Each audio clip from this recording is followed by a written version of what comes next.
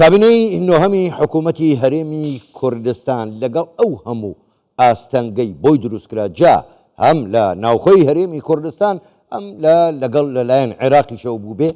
با هەنگاوی پتە و توانی تەواوی ئەو پرۆژانە یا بەرنامەکەی خۆی جێبەجێ بکات لەگەڵەوەی کە زۆریش لەو پرۆژانەی کە هی ڕابردوو بوون و بە میرات بۆ ئەمیش بەجێ مابوو.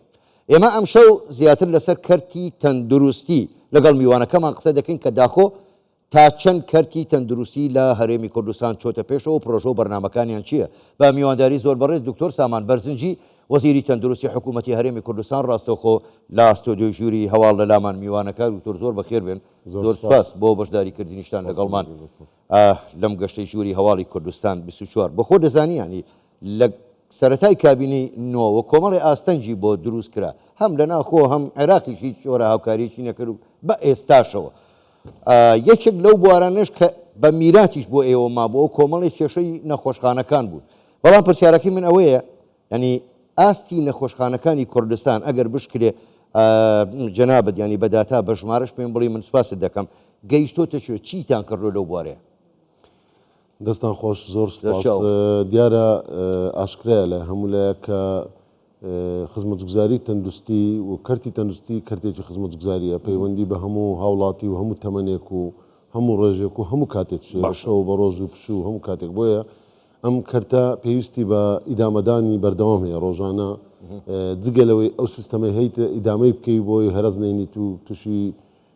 کۆلاپسیان شەلەل نەبی لەمان کاتچیدا ئەو تموحە و بەرنامە و پرۆگرامەی هەدە لە داهاتوودا بۆ هەموو بوارەکان لە بواری چاکسازی لە سیستەمەکە لە بواری ژێرخانەکەی کە بەڕێز باسی نەخۆشخانەکان دەکەی لە بواری ئامێری پزیشکی لە بواری زانستی لە بواری سەرچاوە مرۆییەکان بۆیە حکوومەتی هەرێمی کوردستان بە گرنگیەوە دەڕوانێتە کەرتی تەندروستی و لە بەرنامەی کاری کابینەی نوێمی حکوومەتی هەرێمی کوردستانەوە زۆر بە ڕوونی خزمەتگوزاری تەندروستی لە پێشینەی کارەکان بووە بە ئامانجی یەکسانی لە گەیشتن بە خزمەتگوزاری بۆ هەموو هاوڵاتیان وەکو یەک کە ئەمە دروشمی هەموو دنیاە و بنەمای و پرینسیپی دیموکراسیە کە هاوڵاتیان هەمویان بەیەکەوە بە یەکسانی و هەروەها بەرەو پێشچوونە لە بوارەکانی چاکسازیکردن لە سیستەمی تەندروستی. ئێمە لە چەند تەوەرێک چەند دەتوانین بڵێن فایلێکی خزمەتگوزاری تەندروستی لەم بوارەدا هەوڵ و دەستپێکی چاکسازیمان لە سیستەمی تەندروستیدا هەبووە بەڵام لەناو ئەوانیشدا پێشینەی هەموو کارەکان بەڕاستی لە کۆی نزیکەی 12 دۆسیەی کە ئەمانیش دۆسیەی دەرمانە دۆسیەی کەرتی گشتی و تایبەتە بیمەی تەندروستیە ژێرخان و ئامێرەکانی پزیشکیە لە بواری پێشکەوتن و دابینکردن و سازدانەوەیە بنکە تەندروستیەکانە تەندروستی خێزانیە بە ئەلکترۆنکردنی سیستەمی تەندروستی هەموو ئەو دۆسیانە لە پێشینەی هەمویاندا بەڕاستی ئێمە زۆر ئەولەویەتمان لە بۆ چاکسازیکردن لە بواری دەرمان چکە دەرمان دۆسیەکی گەورە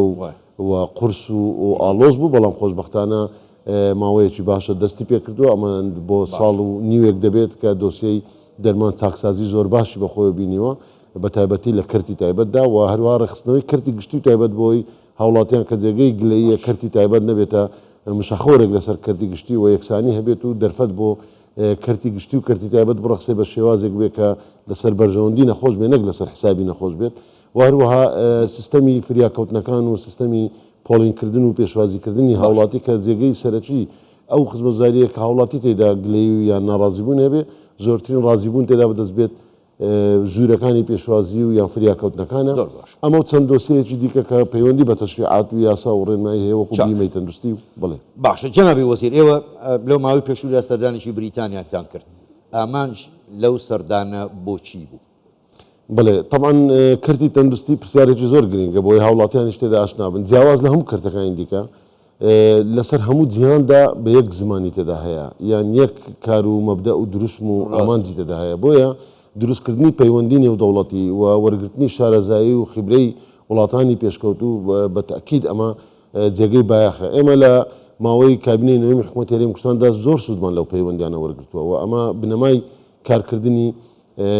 کابینەی نوێمی حکوومەتی هەرێمی کوردستان لە وەزارەتی تەندروستی دەتوان بڵێم لە پەیوەندیەکانی ناوخۆ لەگەڵ ڕێکخراوەکان و NGO و قونسڵگەریەکان و لەسەر ئاستی عێراقدا لەگەڵ وەزارەتی تەندروستی عێراقی فیدرال کە خۆشبەختانە ساڵ بە ساڵ ڕێژەی و بە ژمارەش مەوجودە کە ڕێژەی بەدەستێنانی دەرمان و پێداویستی پزیشکی زیاتر بووە لەگەڵ ئەوەی من ناڵێم کێشە نیە کێشەش هەیە بەڵام لەگەڵ ئەوەشدا دابینکردنی دەرمان و پێداویستی پزیشکی بەردەوام شاند و هاتوچۆمان لەگەڵ بەغدایە لەسەر هێڵین ڕۆژانە لەسەر ئاستی نێودەوڵەتی ئێمە زۆر خۆشحاڵین بەوەی کە ئەمساڵ لە دەستپێک و دەستپێشخەرێکی نوێدا لەگەڵ ڕۆیل کۆلیج کە ڕۆیل کۆلیج لە بوارە پسپۆری جیاوازەکاندا یەکێک لە پسپۆرەکان نەخۆشی زانیە پاتۆلۆجی یان بڵین ئەوەی کە زانستی مختبەری و دەستنیشانکردنە بۆیە ڕۆیل کۆلیج لەگەڵ 5 وڵاتدا ڕێکەوتنامەی هاوبەش و واژوو کردو ئێمە شەشەمین لایەن بووین کە وەکو هەرێمی کوردستان بووینە شەشەمین دوای ئەو 5 دەوڵەتە کە بتوانین ڕێکەوتنامەیەکی هاوبەش واژوو بکەین بە تەبعاً ئەمە کاری لەسەر کراوە زیاتر لە 3 ساڵە کاری لەسەر دەکرێت ئەم ڕێکەوتنامەیە بۆ بنەمای ڕاهێنانە پێدانی پسپۆڕی و بڕوانامەیە لە ڕۆیل کۆلیج ئەوەی کە MRC پاتی پێدەڵێن و هەروەها ژێرخانەکانی تاقیگەی لە ڕووی زانستی و کوالیتی ئەشورانسەوە و هەروەها وەرگرتنی تەجروبە و سیستەمی ئەوانە بە هەمان کاتیشدا پسپۆڕان و زانا و شارەزایانی ئەوان کە دێن چۆن تاقیکردنی قوتابیەکانی خۆیان دەکەن بۆ پێدانی پسپۆڕی بێن لە هەرێمی کوردستانیشدا بۆ پزیشکانی ئێمە پسپۆڕی بدەن کۆمەڵێک بنەما و ڕێککەوتن هەیە ئەمە هاوکاتە لەگەڵەوەی ئێمە لە پار ساڵدا بۆ یەکەمین جار لە مێژووی هەرێمی کوردستاندا لە جنێف بەشداری کۆبوونەوەی لوتکەی وەزیرانی تەندروستی عێراقمان کرد کە بە ئامادەبوونی هەموو وەزیرانی تەندروستی زۆربەی وڵاتانی جیهان بوو و لە هەمان کاتیشدا ڕێکخراوی تەندروستی جیهانی و سەرۆکی ڕێکخراوی تەندروستی جیهانیمان بینی و ڕەوشی هەرێمی کوردستانمان خستە ڕوو و راپۆرتی تایبەتمان پێشکەش کرد ئەم پەیوەندیانە من لەوە دەبینمەوە کە لە 4 ساڵی ڕابردوو بە تایبەتی ئێمە لە کۆمەڵێک ئەزمە و قەیرانمان هەبووە سوودمان لەو پەیوەندیانە وەرگرۆ بە دەتوان بڵێن بە دەیان ملیۆن دۆلار پێداویستی پزیشکی دەرمانە هاوکاریە چونکە پێویستمان بۆ پەیوەندی هەیە ئەمە جگەلەوەی کە شارەزاییش بۆ چاکسازیکردن لە سیستەمی تەندروستیدا سوود وەرگرتن لە وڵاتانەدا بێت. زۆر باشە جەنابی وەزیر بە خۆ دەزانین لە تەواوی دنیا لە زۆربەی وڵاتانی دنیا هەم نەخۆشخانەی تایبەتی هەم نەخۆشخانەی گشتیش بەڵام پرسیارەکە من ئەوەیە بە چ شێوازێک ئێوە دەتانەوێت ینی بەرنامەتان ئەوە چییە کە بتوانن ئاستی نەخۆشخانە گشتیەکان بە جۆرێک بەرز بکەنەوە کە بگاتە ئاستی نەخۆشخانە تایبەتەکان و ئیتر تاک پێویستی بە نەخۆشخانەی تایبەت نەبێت لە من مەبەستمەوە نێ نەخۆشخانەی تایبەت نەبێت من تێبینیم لەسەر پرسیارەکەی بەڕێز ئەگەر بە ڕاشکایی و وەڵام بدەمەوە بەڕاستی بە هیچ شێوازێک مقارنە لە نێوان کردی تایبەت و کردی گشتی ناکرێت من ناتوانم بڵێم کردی تایبەت باشترەوە من نازام ئەو هەڵسەنگانەی بەڕێزت لە چێوە هاتووە نەخێر قسەی خەڵک ڕەنگە بۆ مرتەحبوون لە ڕووی هات و چۆ و قەرەباڵغی بەڵام ئێستاش نەخۆشخانەی گشتی و هەموو مقاوماتی نەخۆشخانەی گشتی زۆر بەهێزترە لە نەخۆشخانە تایبەتەکان بەهۆی ئەوەی کە من دەمەوێت پێت بڵێم باش جارێ نەخۆشخانە گشتەکان هەر هەمویان نەخۆشخانەی گشتین و چەندین پسپۆڕی جیاوازی تێدا هەیە و لە هەمان کاتدا چەندین پزیشکی پلەبەندی و پزیشکی نیشتەجێ دێرین و چەندین ئاستی جیاواز تێدا هەیە لە هەمان کاتژدا نەخۆشخانەی گشتی نەخۆشخانەیەکە کە بەرپرسیارەتی تێدا هەیە و هەموو ئەو کوالیتێ بەکاردێ لە ئاستێکی بەرپرسیارەتی تێدایە پاشوی ئێمە ناڵین کردی تایبەت ئێمەش هەان نادەین و یان دژایەتی نەخێر کردی تایبەت و کردی گشتی لە سیستەمی تەندروستیدا تەواوکەری یەکترینە کردی تایبەت لە ئێستادا ئێمە کارمان سەر کردو ڕخستنەوەی بۆ بکرێت نابێت لەسەر حسابی کردی گشتی وڵاتێک کە لە کردی گشتیدا خزمەتگوزاری نەبێت و بچێتە کردی تایبەت بەڵکو دەبێتە ناو سیستەمەکە تەواوکەر بێ و لە ژێر چاودێری حکومەت بێت دۆسیەی تایبەتمان بۆ دروستکردنە پێداچنەوەمان بە کوالیتی کارەکانیان کردووە مۆڵەتیان ئەو کەسانەی لەوێ کار دەکەن میلاچی ئەو کەسە چێیە و هەروەها چێ ئەو مۆڵەتە وەردەگرێت هەرچ نەخۆشخانەیەک بە کەیفی خۆی نابێ هەر هەموو جۆرە نەشتەرگەریەک بکات و نرخمان بۆ لێیان داناوە و ڕێژەی دابشکردنی ئەو داهاتی نەخۆشخانە چۆن کۆمەڵێک پێوەەر هەیە ئەمە کە لە پەیڕەوێکدا ئامادە کراوە لەگەڵ کردی تایبەتدا و چاودێریکردنیشیان بەڕاستی بەومانایە نایەت کە کردی تایبەت باشترە بەڵکو کردی گشتی بەڵام کردی گشتی باری زۆر قورسترە ئەمە دەتوانین بڵێن زۆر باری قورسترە چونکە من ئەگەر تەنها یەک ساڵی پارت پێ بڵێن 2532 نەشتەرگەری لە هەرێمی کوردستاندا کراوە 175 نەشتەرگەری طبعا نەشتەرگەری فوق الكبرى بڵێن سەر و گەورە و وەسەط و ئەو نەشتەرگەریانە لە 175 نەخۆشخانە حکوومیەکان کراوە یعنی نەخۆشخانەیەکی عامی نەشتەرگەری با بڵێن وەکو نەخۆشخانەیەکی ڕزگاری لە شاری هەولێر یان نەخۆشخانەیەکی تری لە شاری دۆک لە سلێمانی لار شوێنێک بڵێن ئەو نەخۆشخانە نزیکەی 100 نەشتەرگەری تەنها لە ڕۆژێکدا ئەنجام دەدەن تا 12 نەشتەرگەری لە نەخۆشخانەیەکی کردی تایبەت ئەنجام دەدرێت 100 نەشتەرگەری لە یعنی بەراوردەکە زۆر دوورە لەکتر بۆیە من دڵنیات دەکەمەوە جگە لەوەش نەخۆشخانە گشتەکان نەخۆشخانەی فێرکارین زۆربیان و یەکێک لە شانازیەکانی ئێمە بە هەماهەنگیش لەگەڵ بۆردی کوردستانی ئەم ساڵدا بە سوپاسەوە لە هەوڵەکانی بۆردی کوردستانی و بە هەماهەنگی وەزارەتی تەندروستی و پاڵپشتی معنەیی و مادی وەزارەتی تەندروستی بۆ بۆردی کوردستانی بووە خاوەنەوەی کە 9 نەخۆشخانە لە هەرێمی کوردستان بووە خاوەنی متمانەی وڵاتی ئوردن بۆ پێدانی پسپۆڕی بۆ پێدان و تەدریبکردنی تەڵەبە و قوتابیانی بۆردی ئوردنی کامە لەگەڵ چەند وڵاتێکی دیکەیان هەیە بۆیە سەنتەری فێرکارینە و جگە لە وەزارەتی خوێندنی باڵا و پسپۆڕان و خاوەنی پرۆگرامەکانی پسپۆڕی تێدا بەشدار دەبن چەندین مقاوماتی دیکەیە بەڵام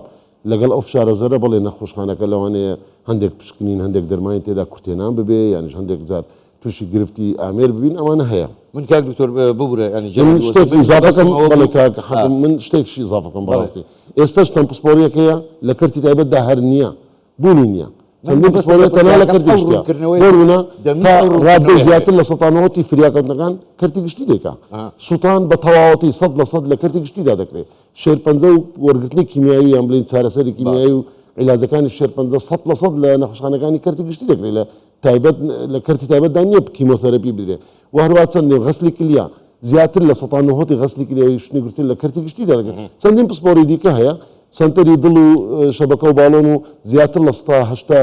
هەر لە کەرتی گشتیدا دەکرێمە بەڵام هەندێک هەیە مەسەلەی جوانکاریە مەسەلەی کۆمەڵێک خزمەتگوزاری دیکایە ڕەنگە زۆربەی لە کەرتی تایبەت بکرێت هەندێکی نیوە بە نیوەیە بۆ نمونە نەشتەرگەریەکانی زۆر باش بڵێ کاک دکتۆر ینی من هەر لە وروژاندنی ئەو پرسیارە من ناچاکت کرد جەنابەت ڕوونکردنەوەیە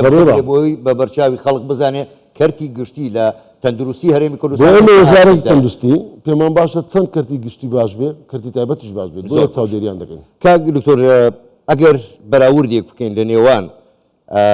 نەخۆشخانەکانی هەرێمی کوردستان لەگەڵ عێراق دەبینین خەڵکێکی عێراق بە زۆری دێن بۆ چارەسەر بۆ هەرێمی کوردستان ئەمە چیمان پێ دەڵێ لەگەڵ ئەو هەموو قەیران و بربەستانی کە عێراقیش بۆی دروست کردوین طبعا لە عێراقدا موازنەتی زۆر هەیە بە تایبەتی ئەو موازنەی ئەخیری ساڵ کە بۆ 3 ساڵی داهاتوودا ئەنجام یان اقرار کراوە بەڕاستی نەخۆشخانەکانی هەرێمی کوردستان بە پاڵپشتی سەرۆکایەتی ئەنجومەنی ژنان و خودی بەڕێزدەناوی سەرۆکی حکوومەتی هەرێمی کوردستان کاک مەسرور بارزانی و دابینکردنی بودجەی تایبەتی ماگانە بۆ دەرمان و پێداویستی پزیشکی و بەردەوام نۆژەنکردنەوە و سوود وەرگرتن لە پەیوەندیەکان و خێرخوازان و بەردەوام خزمەتگوزاریەکان لە فراوانبووندایە لەگەڵ ئەو فشارە زۆرەشەیە بەڵێ هەرێمی کوردستان ناوەندێکی هەم تەندروستی یان عیلاجیە وەکو ناوەندێک عیلاجی کە ڕۆژانە هاوڵاتیان لە دەروی هەرێمی کوردستان و ڕوو لە هەرێمی کوردستانەکە نەخۆشخانەکان عیلاج وەردەگرن لە هەمان کاتژە ناوەندێکی زانستیشە زۆربەی زۆری کۆنفرانسە زانستیە پسپۆڕیەکان زۆربەی زۆری تاقیکردنەوەکانی پێدانی پسپۆڕی لە بۆردی عەرەبی لە بۆردی عەرەبی کە لە وڵاتانی عەرەبی جاران لە مەسر و دوبەی و لە سووریا و لە ئوردن دەکرا ئێستا زۆر جار دێن لە شاری هەولێر لە شاری سلێمانیان دەگزار لە ناو هەرێمی کوردستاندا ئەنجامی دەدەن بۆیە ئەم پێداویستیانە دیارە لە عێراقدا کێشە هەیە لە ڕووی دابینکردنی دەرمان و پێداویست پزیشکی هیوامان وایە کە ئێمە ئێستاش دوێنێکەش شاندێکی موسسەی کیمادیا کە موسسەی دابینکردنی دەرمانە بۆ هەموو عێراق لە هەرێمی کوردستان بوون هیوادارین لەو موازنەیەدا کە بەشی هەرێمی کوردستانیش تێدایە لە ساڵانی داهاتوودا لە ساڵی 2024 بە تایبەتی بچێتە بۆ جێبجێکردن و ڕەوشی دەرمان و پێداویستی باش بێت من دەمەوێت پێ بڵێم دواهەمینیان کە لە شاری مووسڵدا ڕوویدا دەست بەجێ لە کەمتر لە سەعاتی یەکەمدا تیمەکانی فریاکردن گەیشتە مووسڵ و ئێمە دا و دەرمان و پێداویستیمان نار کە ئەو شوێنە کە دا و دەرمانی پێداویستی نەبوو و لە زۆر جاریش لە نەخۆش دێت لە هەمان ڕۆژ دێت بە تایبەتی لە بواری سەرەتانی کە نزیکەی ١٠ نەخۆشانی ئێمە لە دەرەوەی هەرێمی کوردستان دێن کیمۆتەراپی وەرن کە زۆر گرانە و ئەمە لە ڕووی ئینسانیەوە بەبێ جیاوازی بۆ هەموو هاوڵاتیەک دابین دەکرێت بەڵام بەڵێ فشارێکی زۆر هەیە لە کەرتی تایبەت جبامان شێوەکو سیاحەی عیلاجی هاوڵاتێکی زۆر لە شارەکانی دیکە عێراق و ڕوو لە هەرێمی کوردستان دەکەن بۆ ئەو پزیشکە بۆ ئەو سنتەرانەی کە لێرەدا دەکرێت چەندین پسپۆڕی هەیە لەسەر ئاستی عێراقدا بۆ نمونەیەک لەوانە چاندنی جگەرە و چاندنی گورچیلەیە ئەوانە هەمووی لەسەر ئاستی عێراقدا هەرێمی کوردستان بە پلەیەکەم دێت باش بەڕێز دکتۆر سامان بەرزنجی وەزیری تەندروستی حکوومەتی هەرێمی کوردستان گەلێک سوپاس بەڕاستی کاتمان هەرەوەندە بوو دەنا پرسیار زۆرە قسە زۆر هەڵەگرێ بەڵام لە ژووری هەواڵ بەداخەوەی بەڵێ کەرتی تەندروستی بابەتی زۆر تێدایە زۆر تێدایە منیش پرسیارم زۆر بوو بەڵام بەداخەوە کاتمان هەورانده بوو زۆر سوپاس خۆش بۆ بەڕێز